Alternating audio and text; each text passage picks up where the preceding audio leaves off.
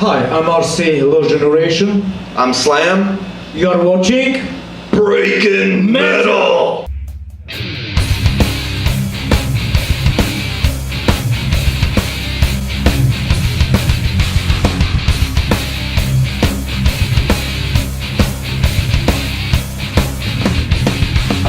Why, hello again. Welcome back. This is Breaking Metal live at Daisy Dukes. To your lovely hosts, say hi to Matt and Adam. Enjoy. All right, welcome back to Breaking Metal. Let me hear y'all, man. How about season 2, first episode? And we've got a crowd like this, and man, we have some great bands for you. Let's say something really quick. I have drugs kicking and screaming up here. Scott, the owner of Daisy Dukes. And, he is a great guy, but he's not one who self-promotes, and y'all know how I am. We're going to drag him up here and make him. Here at Daisy Dukes, man, they've got the best prices in town. They got $3 domestic, $5 imports, $5 import drafts. Everybody here tonight, man, you know you have a good time when you're having a beer and listening to some great musicians. Ice cold. So drink up and enjoy yourself.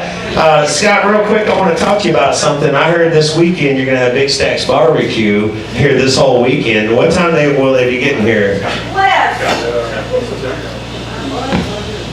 I didn't give them They'll be getting here about 8:30, rolling in. Okay. They start about 9. Okay. Yeah, so come on down this weekend. This weekend we've got a Ghost Gypsy Caravan. We've got Zippy's Clutch. And my boys from Virginia, the Daycation. So Friday night, come on out and check that out. Saturday night, they've got She the Killer, Eric Paul, Twist of Fate, and My Disdain. So I want everybody to enjoy that and get into that. But let's give Scott and Daisy Dukes a round of applause for doing this for Breaking Metal. What about that? You guys stick around. Our next segment you're gonna love. You're gonna love. We have in the building War All the Time. Give it up for War All the Time. We'll be back on Breaking Metal. Welcome back to Breaking Metal, man. How's everybody doing? This is Adam House from the awesome Outlaw Serenade. I'm that man from Killer Grace. And we have every member of the great band War All the Time. Let's give it up for them, man. We're going to talk to them, huh? All right. Right next to me, we got their lyricist and lead singer. We got Wes right here. We got Elliot right next to him. He's the guitar player. We have Josh right here, the guy that looks like he'll kick your ass. Percussion section. And we have Mr. J here, man, who I just met and probably qualifies as the nicest guy in the room right now. He's a very nice guy. Sexy too. He's single. And yeah, he's single. And let me tell you, hey, nice guys don't fit on his last. Trust me. Yeah, we score all the time, bro. He's not that Dude, nice. Fuck those haters, man. Fuck them. All right, man. Listen, guys. Before I say anything, our last segment was with a band called Piranha, who I've been playing with for so many years. It's unbelievable. You guys are. It's really awesome to get to experience you guys for the first time. These guys have actually seen it. I'm going to ask Adam a little bit later to expound on what he's seen. All I've had a chance to do is hear you. Now, I want to talk about 2 songs in particular, America and Dead Man. Are both of those included in your current sets? Yeah, that's right. Good. That's a good thing because they are awesome. First question I want to ask, I want to flip them because America, I think, could be definitely heard on every radio station. I mean, it's that good. Sure. But I want to know about Dead Man because I'm not going to lie to y'all, that's the song that me and my friends are going to get in the car and go, ah! On Saturday night. So tell me, where did Dead Man come from? What was your thought process on that song? It always starts with these guys. They're the backbone and the heartbeat. So really, they should probably talk about how they come up with the music, and then I could jump on the theme of it. Okay. They're the backbone. Okay, well, Elliot, what was your inspiration when you hit it? Well, I believe this one was one that Elliot and Josh had already. Didn't you guys have this one We had pieces of it, and then Jay fixed it and made it good.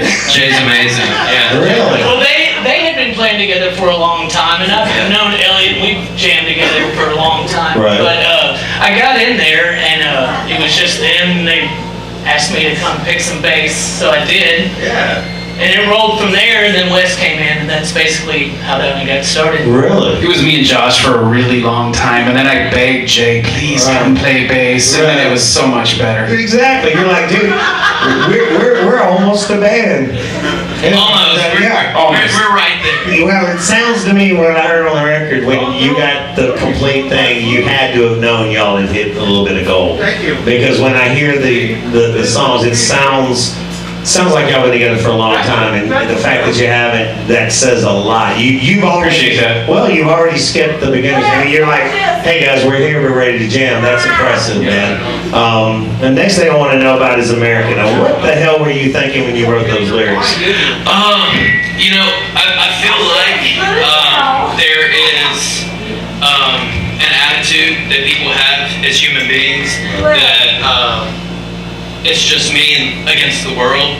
But I sort of look at the world as universal brothers and sisters. No matter like where you are in this world, you know, there's a certain unity that we all have as a spirit, and there is a tendency for people to rush to judgments. There's a tendency for people to buy into things that just aren't true because it's quick and because it's easy. Because it's easy. Because it's easy in America, and I love this country. Don't get me wrong. I don't want to be anywhere else, but I have to say, and it's not just America too, but basically what it is, there's a line that's there's paranoia on my radio. Yes. And there's people that want you to be afraid, and there are people that want you to buy their product. Yes. And so, Yes. I mean, there's just, for me, the song is about whatever it is that you're buying into that's holding you down, you can break those chains. Amen. Amen. And that's the universal brothers and sisters, break your chains. One love, guys. Get out of this. A free mind does not live in fear. Right, amen. You know, I've had a thing I've been thinking about the last couple of years, and it's kind of new to me because of what I've been through, straight from Hollywood back to home to here, and watching this scene blow up. You know, the one thing I realized is, I mean, I've played the Whiskey, I've played the Roxy, I've played for 10,000 people, and one toured with Y&T, played with Doc, and I realized something. It's really the easiest thing I can ever do in my life is be a jerk. It's easy. Easy. It's so easy. So you know, very it's easy. so much harder to actually be a good guy. But you know what? I've never slept better in my life than when I quit being a douchebag. It was the easiest thing. You know what I mean? I get along with myself, you know? Yeah. The reason I bring that up, there's a reason. There's a method to my idiocracy. When I heard America, that's why I wanted to know, because there was something about it that I said to myself, you know what? I realize you get it, but I wanted to know how you got it, because I know how I got it. I got it from trial and error. You can only be a dick so long before you go, dude, I don't even like me. Right. You know what I mean? I'm not going home with me tonight, you know? So I like you, Matt. I like you. I just really appreciate it. Now, I want to turn this over to Adam, because he has seen you, and I want to hear about the live show that I will be seeing soon when I come to your show. Yeah, perfect. Yeah, one thing that sticks out in my mind is the show that you guys had at Main Street in Murfreesboro. Oh, yeah. Right. And correct me if I'm wrong, but I seem to remember you got through the set, and then it was like you were the last band that night. It was time to close the doors. Right. The crowd would not let you get off the stage. We're without an still encore. really happy that we That's a recorded big that deal. performance. You guys hear that? That's real. You know? That's real. That's part of the tide. That's part of the wave. Let me ask you something, Elliot. Yeah. I listened to you a lot the last couple days. I'm sorry. You know, the worst two things fans ask me and our band, so I got to wonder if it's for you, is who do you sound like? And no offense to anybody, if you ever asked a band, you know, who do you sound like? We sound like us, so don't ever ask that, because it's just doesn't make sense. But the one thing that I do understand what they want to know is, what's your gear? What are you playing? Oh, I love gear. Gear. What do you play? Yeah, Paul Reed Smith, Custom 24. Yeah, it's my baby. I get to get buried with it at the end, but that's okay. Just got a Wagner, and I'm testing it out, road testing it. We'll see how that goes too. Yeah, that's my favorite. Everybody loves my pedal board too. I don't know why. It's ridiculous. It's stupid. I'm compensating for things. That's okay. Right. Jay, what's your rig, dude? You stand out a lot, and that's an interesting situation. I'm real lucky because they don't mind if I just stomp on the gas. You got a drink too. But yeah, I play. It's like a really old model Ibanez, and I also play his 5-string Samick. And we played through a bass rig that none of us know what it's called, or it's just big and splats and has a great sound, so that's what we go with. Josh, how long have you been playing drums? I've been playing drums. Next month will be 22 years. All right, this guy's kind of pays his dues there. It sounds like you're a very energetic guy. When I hear your music, you know, and I'm gonna just say it. I don't care. There's some musicians kind of lazy with the way they play it. When they hear 4/4, they figure 4/4. You are anything but lazy on your record. That's amazing. You know. I've actually toned it down quite a bit. Wow. He's not lying. Well, then I need to come to a practice and we need to get drunk. Come over anytime. You know what I mean? And I saved it last, Wes, I've been singing for 28 years, so I don't know much, but I know this much. When was your aha moment? When did you realize, damn, I'm not bad at this? Because you are really good. Tell me what happened. It was with these guys. They had been playing together for a long time, and they had a really tight backbone. When I came in, there wasn't any words, and as a poet, there's like a story that I want to tell, and like a filmmaker, there's a story that I want to tell, and getting together with a film that was already made, all I had to do was put a little soundtrack on it, and so just through naturally working through the process, there was a moment where you go from to yeah, you gotta rock it. That's my question. That's my question. The reason I ask is, and just be honest, when you joined the band, did they have an instrumental thing that you could put lyrics to? Did they have anything like that? They had like 35 of those. The reason I ask is when I was in Dr. X in San Diego, we played a lot with a band called Bad Radio, and the lead singer was Eddie Vedder. Right. And Eddie's was exactly like you think now. We actually recorded, we shared a rehearsal space with them, and he was exactly how you think he is. He talked to you like this, how you doing? And I'm all right. I want to save the children. He's a great guy. I mean, he is what he is, exactly.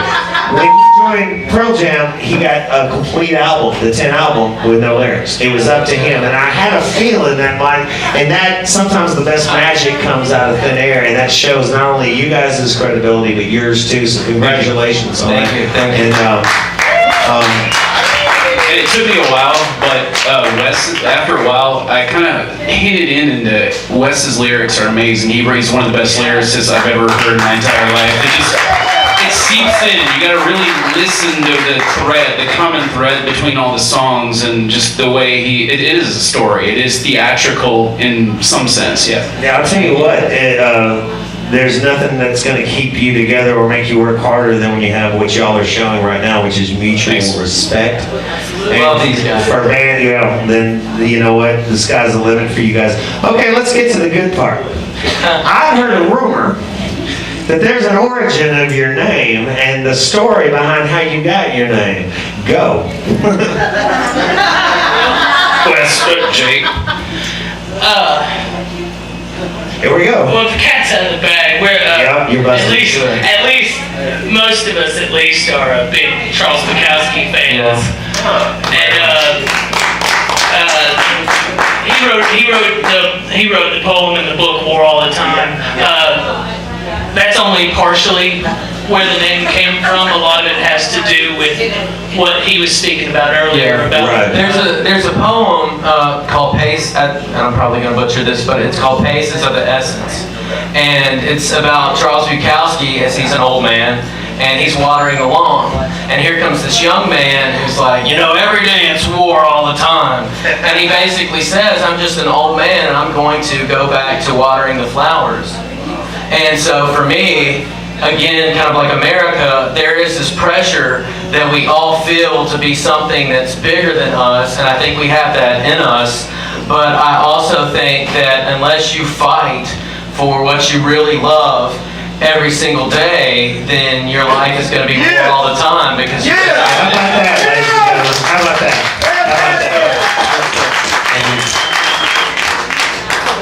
I'm going to throw this one to Adam. Adam, how would you, when you seen them, there's a reason I'm not asking y'all. I'm kind of into third party. Well, I want to know what the sidewalk thinks of it. You know what I mean? I'm interested in that. I can tell you all day long what our band sounds like, but I can't tell you like they can tell you. Right. So, Adam, I'm going to put you on Front Street right now. Describe War All the Time style.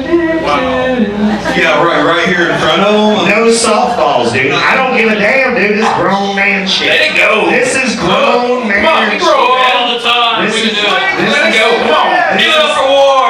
Hair You know on you're your fighting. We're gonna win eyes. this thing together, brothers and sisters.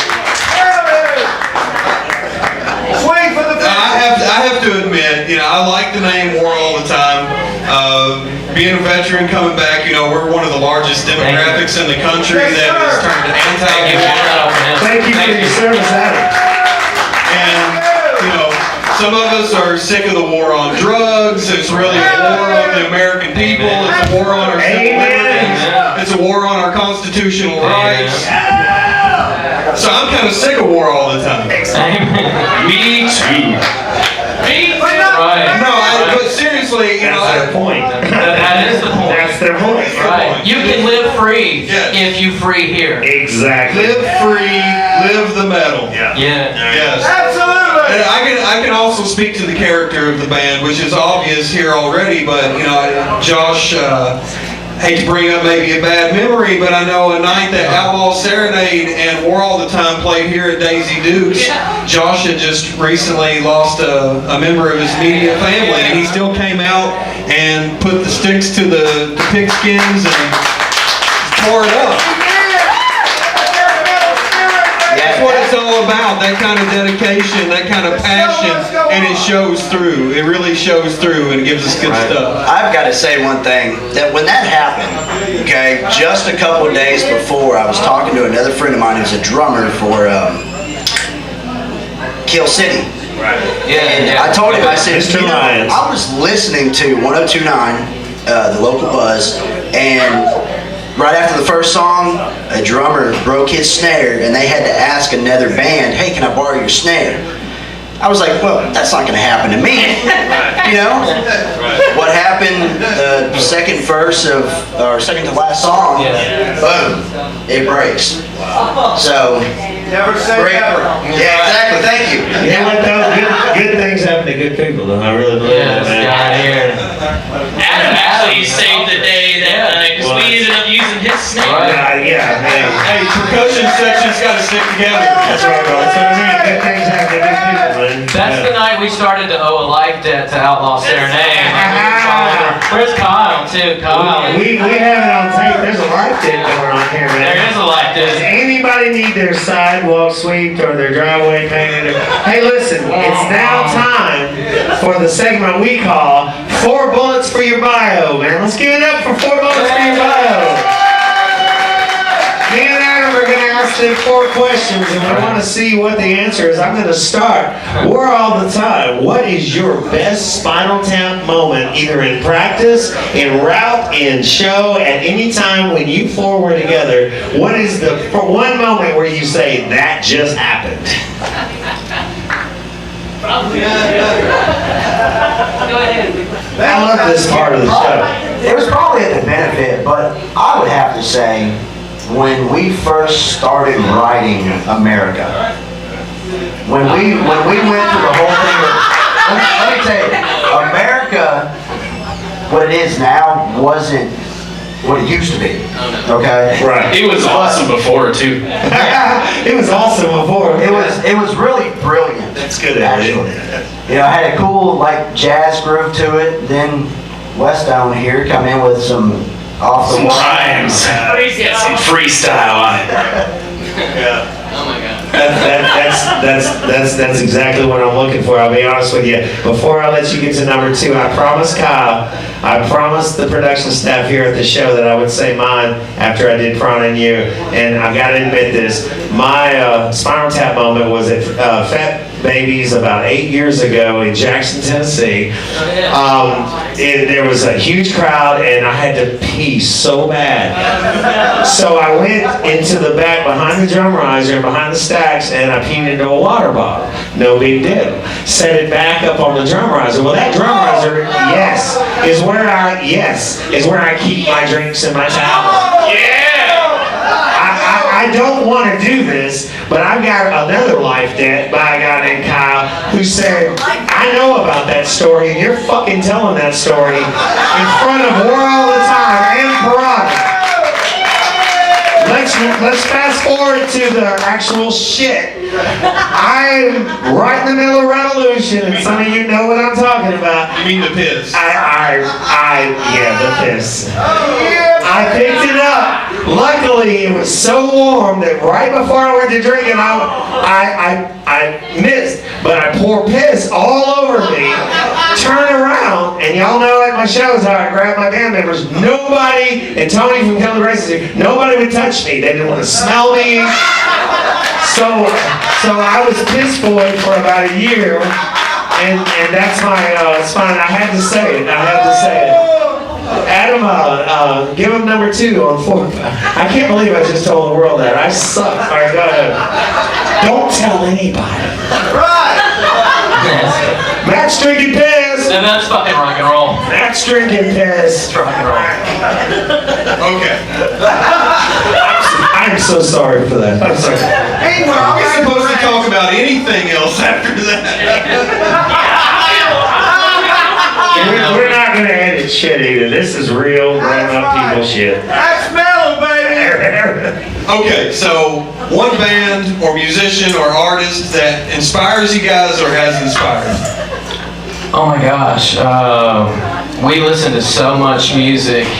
It's unreasonable. I mean, personally, Van Morrison is probably the person that inspires me the most. You know, he's as prolific a songwriter as Bob Dylan, and Bob Dylan gets a lot of credit, but a lot of things that you know, Van Morrison actually did an internship at, I think, the Whiskey Go-Go. He said you played out there. And the opening act that week was The Doors. And Jim Morrison would, at the beginning of the he would turn around, right? And so the first night he sees this little chubby Irishman walk out, right? And Van's going into the slipstream and he's rocking, you know, whatever. And it's a wonderful day. Yeah. So Jim Morrison looked at that and thought, man, that could make me some money. And so those two guys changed rock and roll forever. Amen. And that's what influences me. How about that, man? Elliot, what do you think, you know, to narrow it down to one thing that you, when no one's around, you think, man, that motherfucker changed my life. What Just one. Yeah. I'm going to have to go Hendrix. I mean, Jimmy!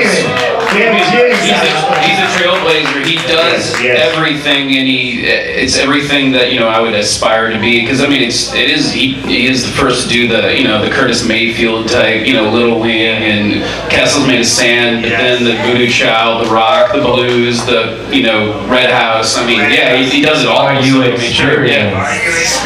Experience, yeah. It was great call there, man. What would you say, man? What would you say when you were playing drums? You thought, man, that's something I would aspire to. You know, when I first started, I would say John Bonham. Wow, John Bonham, that's a good one. John Bonham, and probably my favorite song from Zeppelin, Moby Dick. Oh yeah, what a drum song. That's a drum song. Yeah. And Jay, what would you say, buddy? I'm a big fan of the Stones. Yeah. I love the Stones. I know. How can you not be happy when you And listen to the older the better. They were so simple. Yeah. And they just banged it out. Yeah. And that's a lot what we try to do. Yeah, I love it. Just bang it out. I love it. I mean, I love it. I love it. we just like to make it nice and solid. I love it. I love it. I don't know. I'm a little bit older than you guys. I got to tell you a Whiskey A Go Go story. You said Rolling Stones. There was a movie called Free Jack that came out years and years and years ago. I was playing the Whiskey A Go Go with a band called War and Peace, which had Jeff Pilson from Dokken, and the guitar player of Fight. I can't remember his name. He was very weird, but Pilson was cool. We're backstage at the Whiskey, which is upstairs, and all I remember is this other band where he had this guy had the sweats on with no underwear on, and so it was like the 5-foot sausage thing flying around. And so we were in there trying to get dressed. You couldn't take your eyes off it, could you? We didn't want to get dressed around it, you know what I mean? It's like, is there another room we can go in, you know? Because we're supposed to be getting ready for a show, and all we see is sausage, you know? And somebody runs in the room and says, "Man, Mick Jagger's outside. They came down from I think it's Chaney's Theater, yeah, Robin Diggle, yeah. It's a theater that's famous that we don't go to because we're in the club. You know what I mean? Yeah. Well, the truth is, he was there, and he was drunk as fuck, and I just couldn't believe. How nice he was being drunk as fuck. I mean, he's Mick Jagger. He doesn't have to be a nice guy. And he was. And that's always nice. We weren't allowed to take pictures with him because of people that were with him. And I think he was married at the time, so you're not allowed to do that, you know. And the Samoans that are near him saying, please, no. Right. Mick's off tonight's what I kept hearing. So that's great that you said Rolling Stones. The next thing I say is, how many shows have y'all done together since you've been back? I mean, just an estimate. Like, what would you say? Really, very few. 4 Very or 5. few. What's been the best one? Like the one that that y'all felt like, or has it been every one of them just being together and playing? We've gotten a good reception just about anywhere we've gone. We're real happy with that. Yes. Anytime Kyle's running sound, it's a good show. Kyle's not there for yeah. That's real talk, man. But it just depends. We tend to tear them apart. So when we start watching the shows, we start talking about how terrible it is. But when you go back, it starts to look better. So, right. I don't know if there's any one particular show that we were just like, that was it. We just look at it like footage that we can look at and learn from. Yeah, exactly. And you always learn from it, but at the same time you realize, I'm going to enjoy every second of this. Yeah, we're always having fun. Exactly. I mean, this is what we all get to do is we're getting away with murder. You know what I mean? We get to live our dream while everybody else is like, I could never do that. Yes, you could. You just didn't. Anybody can do this. Anybody can do it. Yeah. Just try. I'm ready to watch. Number 4. Number 4, yeah, I have to ask, what sets War All the Time apart? Yeah. For me, it's just that we all like such different music, and so these genres, they're so spread apart, we mix them together in just really unusual ways that, because sometimes, I ask people to describe what do we sound like, and they're like, I don't really know, and I'm like, score! Yeah. War all the time. It is more all the time. I mean, like being influenced by different things. I love the Nashville scene, and I love what we're doing here, and I love the sense of community. I think, however, sometimes there is a tendency for us to take for granted because we're here and the Music City is easily accessible to us that we can be a little cookie cutter because we think that's what the people here want to hear. But if you're just a bunch of really good friends who like to make music and you're bringing different things from different elements, if you'll just let that organically sort of stew together and not try to be too precious about it, then you can come out with a set like ours, where if you don't like this song, wait till the next one. Right, and it's going to be different for an hour. Exactly. That's the least pretentious thing I've heard since Matt Seckinger said, I'm doing a decent job, because he's one of the gods in the city. He stood right next to me. I want to say thank you to War All the Time for being here tonight. Thank you. We're happy to be here. Yeah, I want to thank War All the Time for letting me play with me. Yeah. I thank Matt, Adam, Kyle. You guys. Seriously, man. Proud. You've been great tonight, man. Yeah. for the second season, for the first episode, it could not have been better. God bless y'all. From Daisy Dukes, I'm Matt Man. This is Adam. This is World.